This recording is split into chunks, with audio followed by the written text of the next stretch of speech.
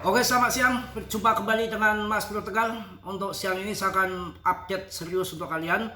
Maaf, pertama video terputus-putus karena tadi gangguan HP ya. Jadi saya pakai HP itu memori penuh, nggak tahu kenapa. Jadi saya ganti aja HP-nya, ganti yang baru lah, beli yang baru karena udah terlalu banyak file-file sampah mungkin. Jadi saya update lagi karena banyak berita yang akan saya berikan untuk kalian. Demi kalian apa yang Mas Bro nggak lakukan. Intinya ini sudah menunggu untuk all season selama 4 tahun dan nggak terjadi.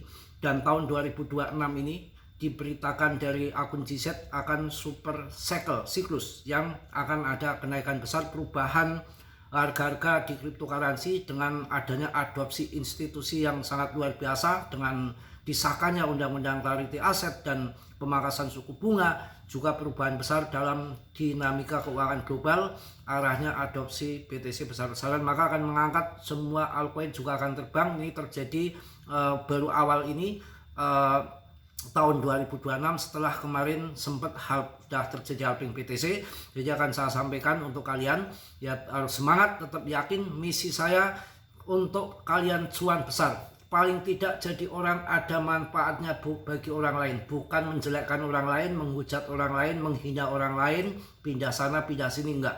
Mas Bro misinya kalian bebas dari sangkut, kalian cuan, kalian tambah cerdas, kalian tambah pinter, tahu mana berita yang positif dan mana yang negatif, mana berita yang benar dan berita yang nggak benar, mana yang akan market akan pump dan tidak. Saya ingatkan satu-satunya, saya nggak sombong, dari tahun 2024 saya meyakini BTC akan pump lebih tinggi lagi di atas 100.000 US dollar, ternyata sampai 126.000 US dollar yang mana semua mengatakan akan bear. Ini terjadi super cycle siklus di tahun 2026, bisa dikatakan kesempatan terakhir kalian untuk cuan besar, holding koin-koin kalian, jangan sampai koin kalian jual-jual murah ya.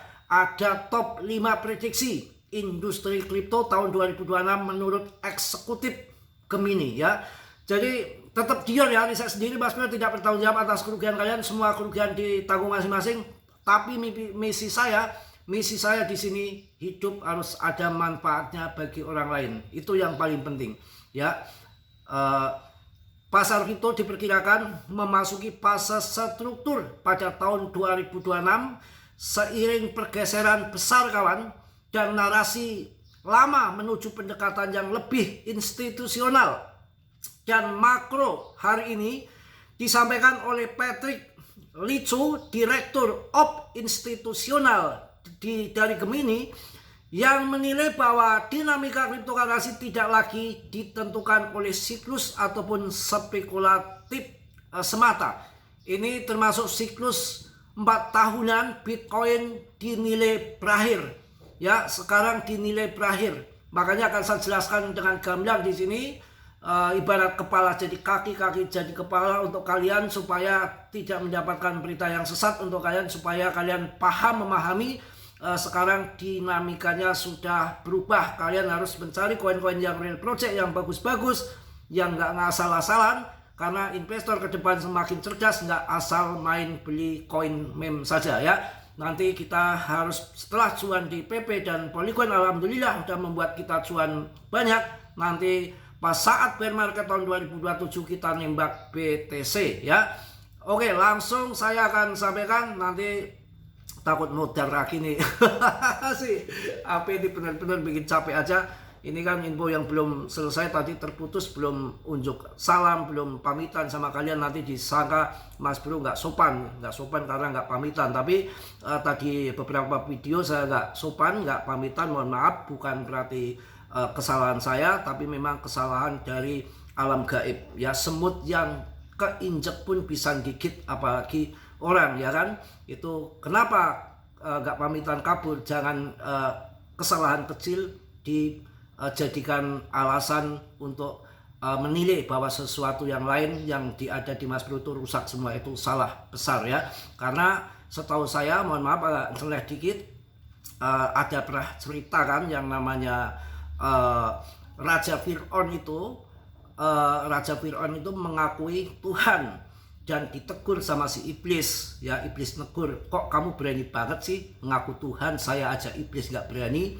Nah, langsung apa yang dikatakan iblis, oh saya salah ya, kalau gitu saya tak tobat saja. Jangan tobat, jangan tobat. Ada yang lebih gila kesalahannya daripada kita, ada yang lebih lebih parah daripada kita, ada yang dosanya lebih besar dari lo Fir'aun. Apa itu? Orang yang tidak memberi maaf. Makanya sebesar apapun kesalahan orang, ya walaupun dia nggak minta maaf, nggak memaafkan kita tetap memaafkan dia. Yang namanya Allah Subhanahu wa Ta'ala aja maha pemurah, maha pemaaf. Kita masa sebagai manusia hamba yang kecil tidak pernah memberi maaf. Makanya tadi video banyak yang terputus-putus. Ya Mas Bro, mohon maaf yang sebesar-besarnya karena itu gangguan teknis ya gitu.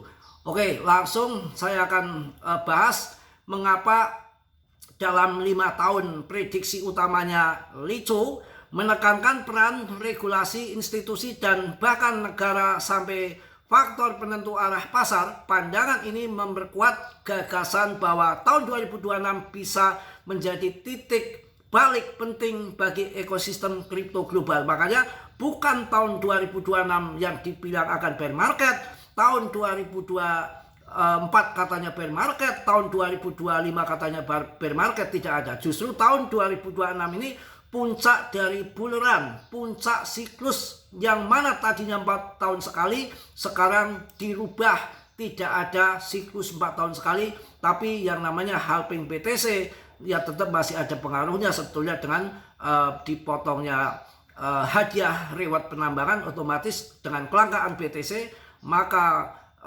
institusi banyak membeli sekarang dengan adanya yang akan disahkan dan dipungut suara di minggu depan Clarity Aset yang memang ditunggu-tunggu semua industri kripto di kalangan papan atas ya. Siklus 4 tahun Bitcoin dinilai berakhir. Jadi si Li-Chu menilai, ini seorang yang punya CMC ya, menilai bahwa pola siklus 4 tahunan Bitcoin mulai kehilangan relevansinya ya. Relevansinya kehilangan jika Bitcoin menutup tahun 2026 dalam kondisi negatif. Narasi klasik berbasis halving akan runtuh.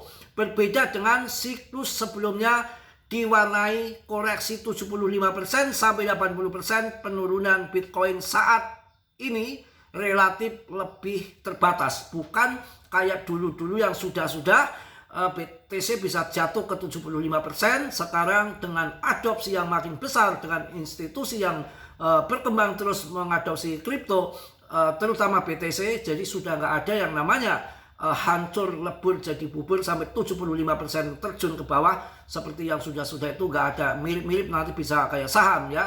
Kondisi tersebut mencerminkan struktur pasar yang lebih matang saat ini ya.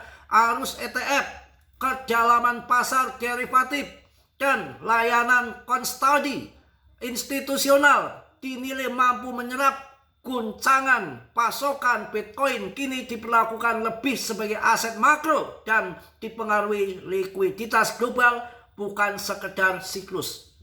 Paham?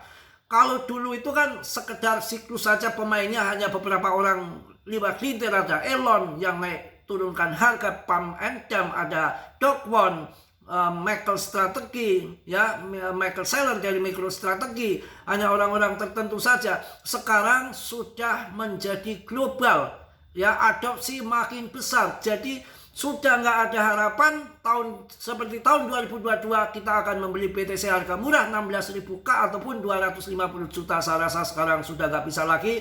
Paling turun, perkiraan saya tepat kemarin turun paling di antara 30%, karena banyak bos besar yang masuk kripto membeli di atas, ketika turun dia nggak ambil pusing untuk dijual, dia untuk jangka panjang, karena yang buat makan dia sampai 7 turunan sudah ada. Yang investasi adalah uang-uang dingin ya. Oke, itu tadi jadi bahwa kripto ini sudah tidak seperti dulu lagi ya. Kondisi tersebut ini mencerminkan struktur pasar yang lebih matang. Adanya arus ETF, kedalaman pasar derivatif, dan layanan kustodi institusional dinilai mampu menyerap guncangan pasokan Bitcoin kini diperlakukan sebagai aset makro yang dipengaruhi likuiditas global, bukan hanya sekedar siklus ya. Dukungan bipartisan kripto jelang pemilu AS tahun 2026. Prediksi kedua menyoroti meningkatnya dukungan bipartisan terhadap kripto menjelang pemilu paruh waktu Amerika Serikat tahun 2026. Meski Partai Republik lebih dulu menggaet pemilih kripto, Partai Demokrat mulai menunjukkan keterlibatan yang lebih aktif. Regulasi pasar menjadi isu kampanye yang kian relevan. Kalau Partai Demokrat kemarin belum begitu, sekarang kemarin yang mendukung si Trump itu adalah Partai Republik dengan pertama mengusung dan minta dukungan dari kripto dan mendapatkan modal-modal dari orang-orang bos-bos kripto.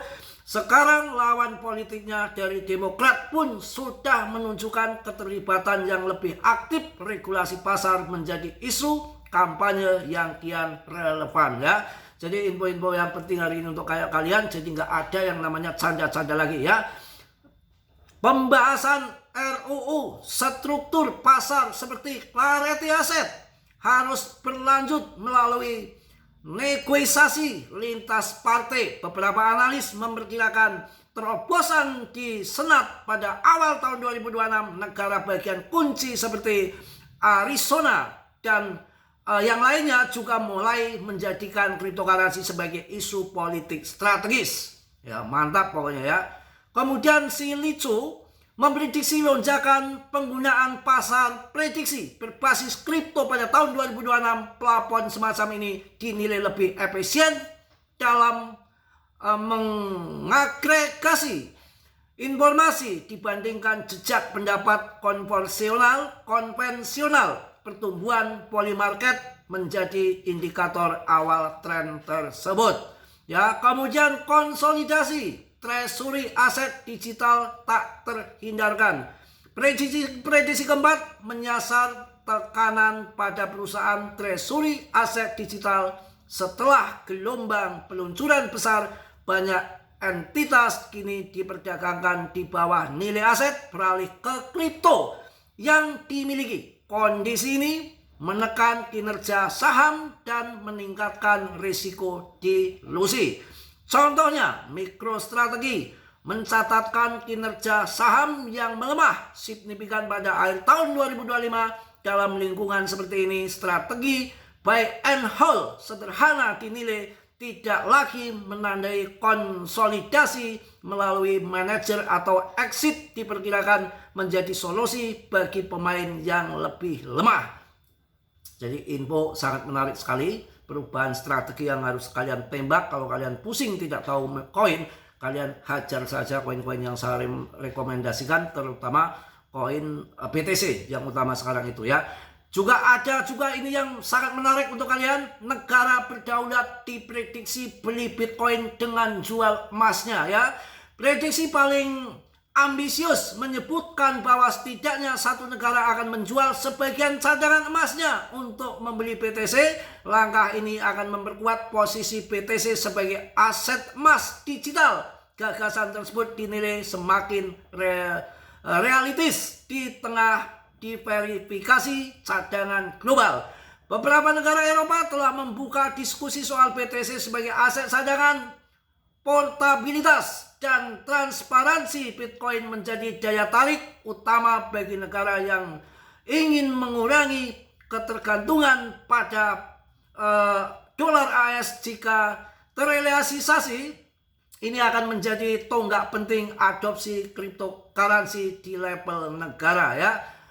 Mungkin itu aja lah, udah saya baru keluar tadi cari HP, jadi agak kecapean. Saya akan memberikan info ini yang penting untuk kalian, terutama member-member saya.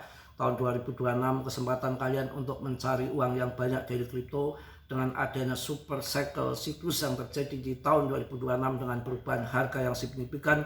Kita nggak akan sangka barangkali nanti bisa cuan ratusan kali lipat kita nggak akan habis dimakan seumur hidup. Itu gambarannya seperti itu. Mudah-mudahan apa yang saya sampaikan untuk kalian yang singkat ini, yang sedikit ini, karena ini sambungan dari tadi, banyak negara yang akan jual emas akan masuk ke PTC. Dari Binance GZ di akunnya sudah memberikan informasi bahwa akan terjadi super cycle Bitcoin dalam waktu dekat ini. Dari buku Tiongkok kuno juga disebutkan tahun 2026 super siklus, tapi yang jelas untuk kuartalnya tidak disebutkan.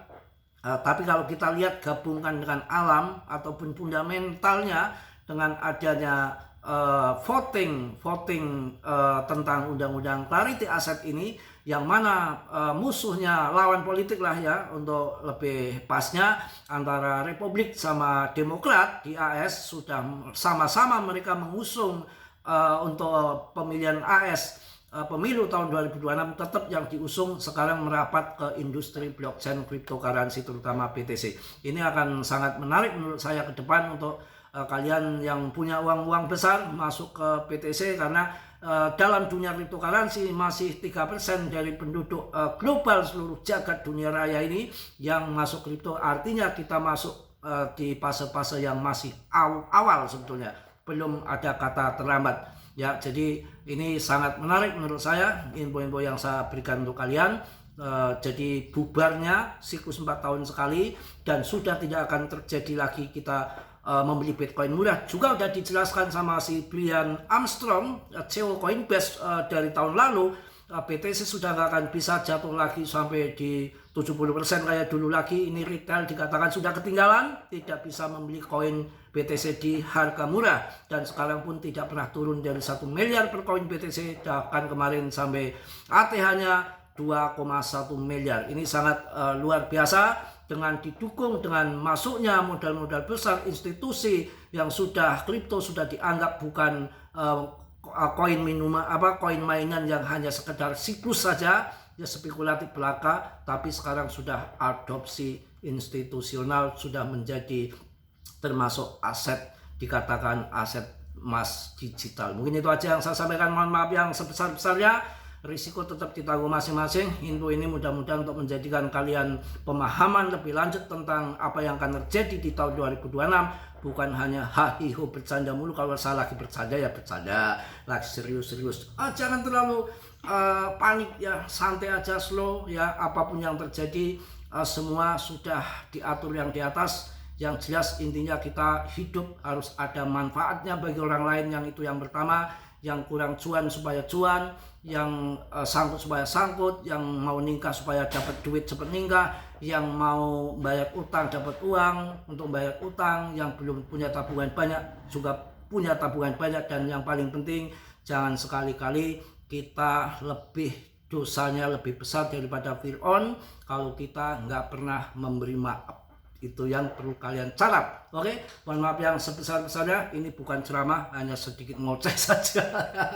Salam dari Tegal, Mas Bro. Wassalamualaikum warahmatullahi wabarakatuh. Mak Nyos.